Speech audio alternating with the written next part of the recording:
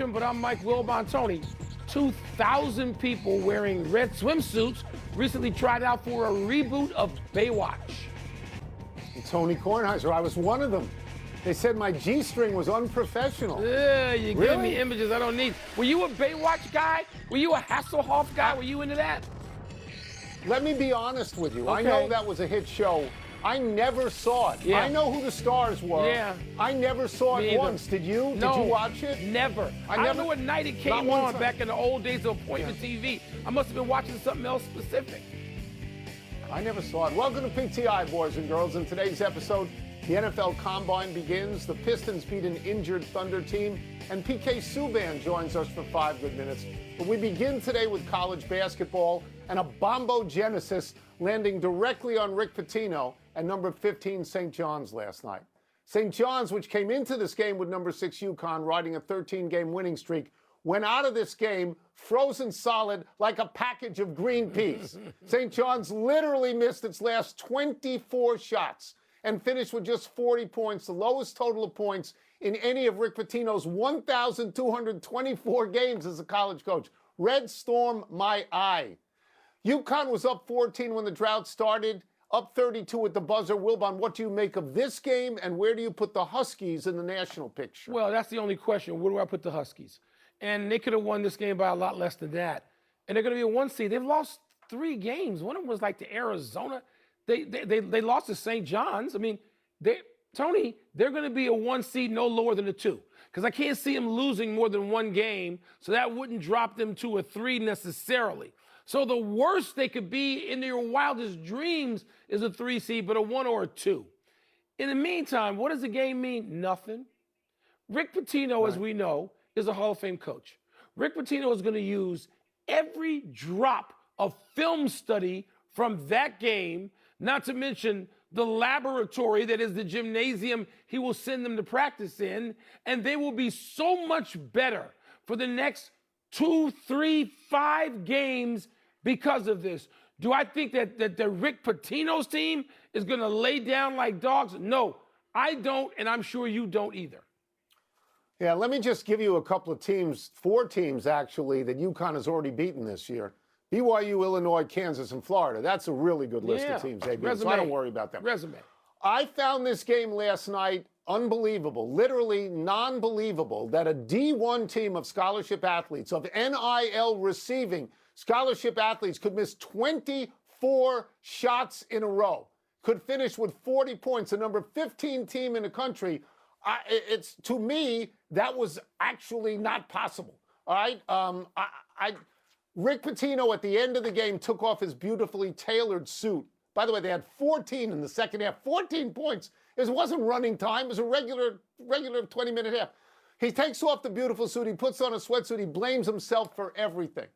Now, this is different than happened 2 years ago when they lost the game, and he blamed all of his players for everything and said they were physically weak. He learned from that.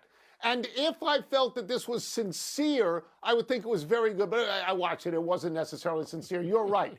They are going to be better. But the oddest thing is this, and I'll get out on this. 3 weeks ago, they beat UConn. They shot 50% and had 81 points. This is not to be believed what happened. But Tony, last it's night. a split. It's a split of conference rivals. It's all right. And Pitino, whether it's sincere or not, you make me laugh at that because, of course, it wasn't. Not sincere. But you know what is going to be sincere? His effort at getting them to be embarrassed and then better. That is what is going to be sincere about Rick Pitino. The National Football League Combine, Tony, is underway in Indy. But the talk around town isn't just about the college stars running around in their undies. NFL GMs are also reportedly discussing free agents and potential trades for established stars. So are you more interested in the measurements of college guys or the potential movement of vets? I like some of the measurables. I like when they find a quarterback, his hands are too small, which is a no-no, like Joe Burrow. It's too bad that Joe Burrow never became a good quarterback because his hands are too small. Really? And I never understood why they measured the down lineman in the vertical jump. I mean, I don't really know what that's about. But I'm sure, like you, I am less interested in the draftees, most of whom I've never heard of, than I am in what's going on with veterans who I am aware of. For example, that movement of veterans. Will Miami keep Tua? Will Arizona keep their quarterback as well? Does Kyler Murray? Kyler Murray. Will they keep him? I know you want Max Crosby to go to Chicago. Yes. Will the Raiders keep Max Crosby? Will the Philadelphia Eagles keep A.J. Brown? Where is Aaron Rodgers going to go if he's going to go? Where is Kirk Cousins going to go? Will Indianapolis pay their quarterback, Daniel Jones? Here's the deal, Mike. This is the beginning, the kickoff of Hot Stove. And Hot Stove is great in basketball, it's great in baseball, and it's great in football. It's great. No disagreement. By the way, don't forget about Cincinnati's Hendrickson. If we're talking about pass rushers who could be on the move, they can't for back-to-back years come to a contract situation. So, Tony, I'm interested in the vets and move, although I will say, and I need to be a little bit apologetic, you know how much I have hated the Combine and cursed the Combine. Yeah, you're going to tell the story? On this you're show. Tell the story about Tuesday? Oh, yeah, you're going to tell the story about Tuesday? Yeah, I clicked on because it said Combine Live, and I clicked on. Too bad it was last year's Combine, but I watched anyway. But, Tony, we need some up-the-middle pass rush help and a stout run defender in the same body. We the Bears. And so this kid, that would be Cade McDonald, we need him in the middle. He's like 6'4", 360 pounds. So, yes, I have my eye on certain positions out of the rookies and their measurables. Yeah. Yes, I do. You're like a full-fledged assistant coach now without portfolio. Yeah. You watched last year's Combine 2 days ago. Only a couple of minutes. You didn't even know. Let's go to the NBA in 2 of last night's featured games. Detroit beat Oklahoma City in Detroit 124-116, but Oklahoma City was missing its top 4 scorers at the tip and finished without its top 6 scorers.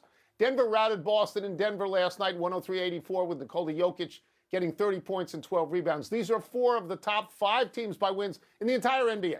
Wilbon, what was the more intriguing outcome to you? Denver. It was Denver, Tony, beating the Celtics. And look, the Celtics at the end of a road trip, and it's we talk about schedule losses. And the NBA has more schedule losses than any other league, where you can look at it 3 weeks ago and they're not getting that game. The Celtics weren't getting this game. But I digress. Nikola Jokic, I told you yesterday, I don't think he's going to miss another game. And I think he will be eligible for the MVP award because of that in terms of the voting.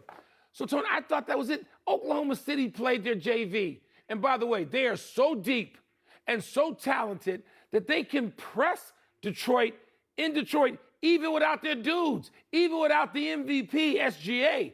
So that was fine. But I think Denver, look, I picked Denver this year when I didn't know what San Antonio was going to be or they were going to come this quickly, and I don't pick people to repeat. I have had Denver, and so this is a fascination to me.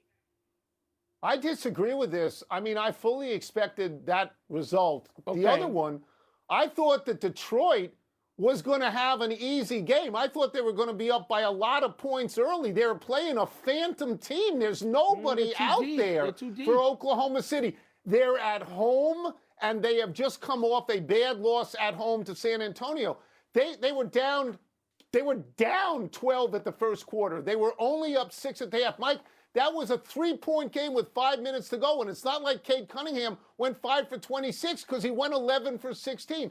Mike, if I was a fan of the Detroit Pistons, I would be discouraged now. I would think these were 2 underachieving games at home in a row. San Antonio and Oklahoma City, who didn't have anybody out there. I watched a lot of that game. I couldn't believe it. I thought Detroit would sprint out, and they didn't. Tony, the only pushback I would give is that there was probably a little bit of a letdown coming out of that loss to San Antonio at home. Tony, Oklahoma City has 20 guys who can play. Oklahoma City has, like we used to call it in pro football, a taxi squad. Oklahoma City has dudes at home that can come out and get you 20. They just do. They're that deep. But Gilgeous Alexander wasn't out there, and Holmgren wasn't out there, and Hartenstein wasn't out there. They still got dudes. You know, a lot of guys. Well, maybe they do, but I expected something different. Let's take a break because I watched it. Coming up. The NHL season got back underway last night, which makes it a perfect time for a visit from our great friend, ESPN NHL analyst PK Subban. Let's start with this. You are Canadian. How does the loss to the United States in the Olympics, the Olympic gold medal hockey game, sit with Canadians? And do you see that changing the Canadians' approach going forward? Well, for me personally, I hope it tweaks their approach. I mean, there's no question they could have ended that thing in overtime multiple times. And throughout the game, they had their McKinnon. They don't have McDavid, but what they do have is depth and strength in numbers. And they were, in my opinion, exhausted by the end of the tournament. Canada failed, in my opinion, to get everybody involved. Now, did that cost them? No, that didn't cost them the tournament, but ultimately put USA in a position to take the tournament. And how did they do that? Connor Hellebuck, obviously, involved. Celebrini was awesome. McDavid was awesome. McKinnon was awesome. Makar was great. They were tired at the end of the tournament. And Makar, what happens when you're tired? You make poor decisions. Look at the whole tournament. Team Canada should have had more guys involved. You can't have your best players out of gas at the end of the tournament. That's when you need them the most, is in that overtime. And to me, Team Canada wasn't prepared enough for the format. To me, Schaefer should have been there. Josh Morrissey, once you knew he was out, you only got one defenseman that can move the puck up the ice, Cale Makar. Well, that's why he's tired in overtime. So they needed another D. I'm not saying Schaefer was the guy. Maybe if Morrissey wasn't hurt, that gives him that look, but they didn't have enough. And in my opinion, when you get out goaltended and you don't score on a 5-on-3, you're going to lose that tournament. And Team USA took advantage of it. So Canadians got a right to be upset, but they're going to have to tweak how they put together the next roster and how they bring guys in. They need more guys involved. Well, one guy I'm sure they'd like to have had out there was Sidney Crosby, who, of course, got hurt and will start to transition back to the NHL season resumed, out for at least 4 weeks. And, of course, the Penguins are in the playoffs right now, PK. But how big a blow is this? Because you see the Penguins sliding because Crosby is missing so much time. You know, I'm a little bit optimistic. We know that this is going to hurt them. Let's be real about it. You can't replace Sidney Crosby. I don't care who you put in the lineup or what trade you make. You ain't replacing. You know, they've had a great season. Give Kyle Dubas and them credit.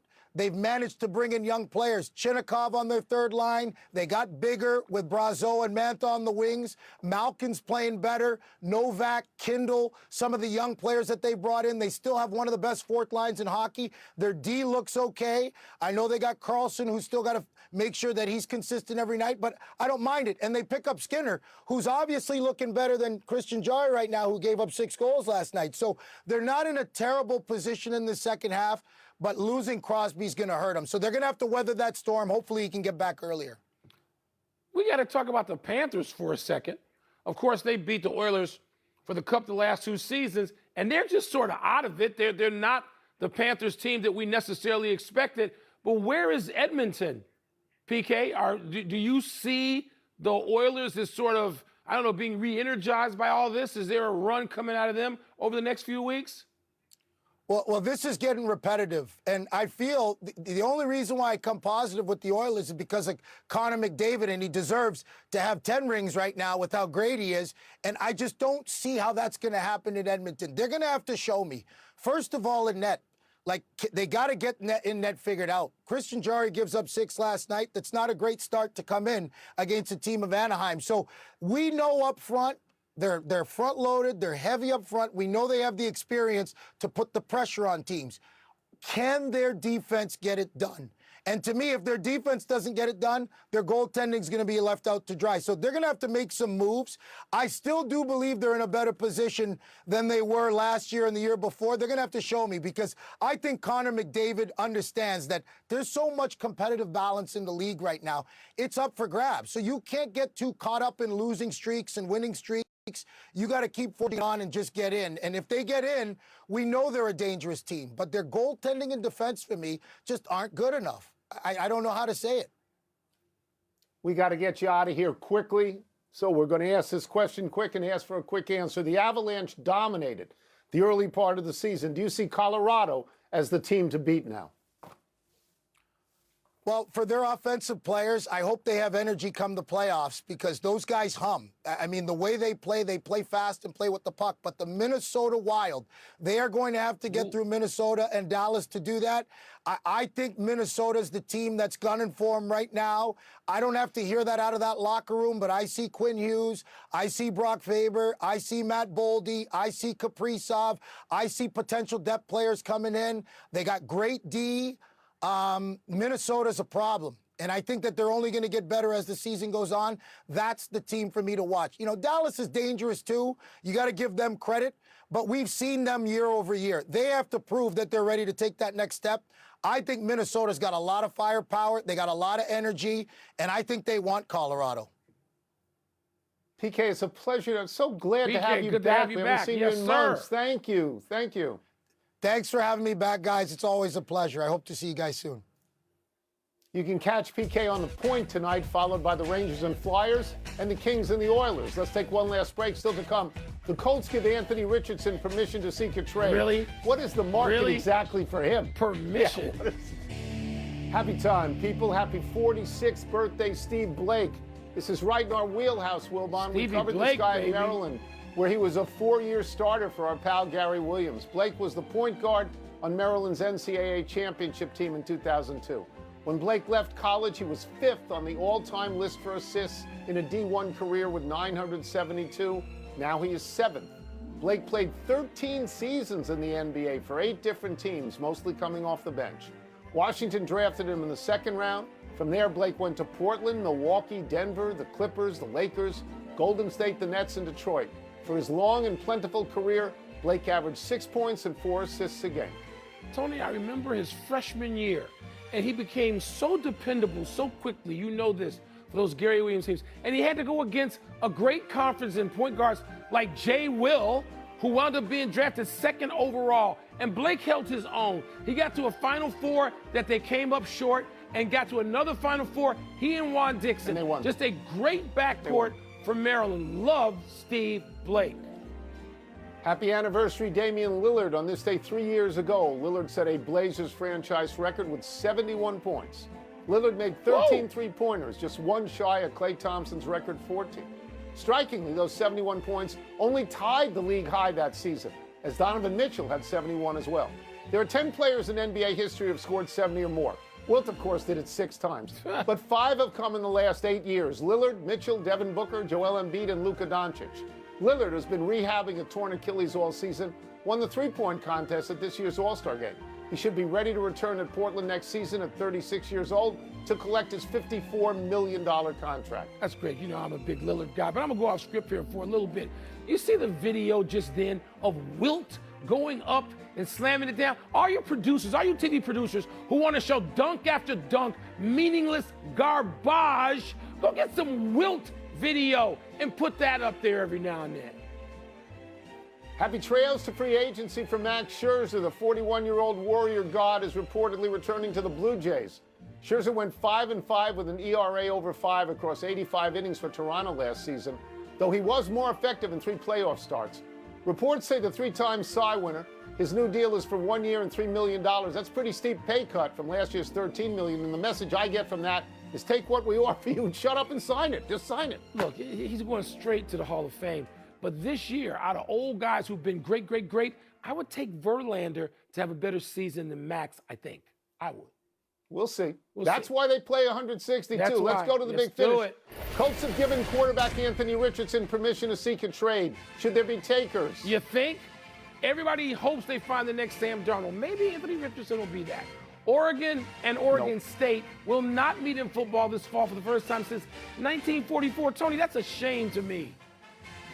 That stinks. I don't care if they're not in the same conference. Yeah. Play the game. Tee it up. Suns owner Matt Ishbia wants to personally add $1 million bonuses to the dunk contest and three-point contest in next year's All-Star game in Phoenix. Would that help? No, I like Matt's spirit on this and what he's trying to do. And the game is in his building next year, but I don't see it helping. Yankees slugger Giancarlo Stanton says, can't open a bag of chips due to elbow pain, but he's determined to play a full season. Your thoughts? I'm taking the under. Last one, men's college hoops tonight. 13th ranked Michigan State at number 8 Purdue. Okay, Mr. Big Ten, who you got? Tom Izzo time. I'm going with the upset on the road. Okay, we're out of time. We will try to do better the next time, and I'm Tony Kornheiser. I'm Mike Wilbon. Same time tomorrow, knuckleheads. And now, women's hoops. Tennessee at number 6, LSU. Giancarlo Stanton's got like almost 500 home runs, Tony. Welcome to Thursday Night Primetime, presented by Indeed.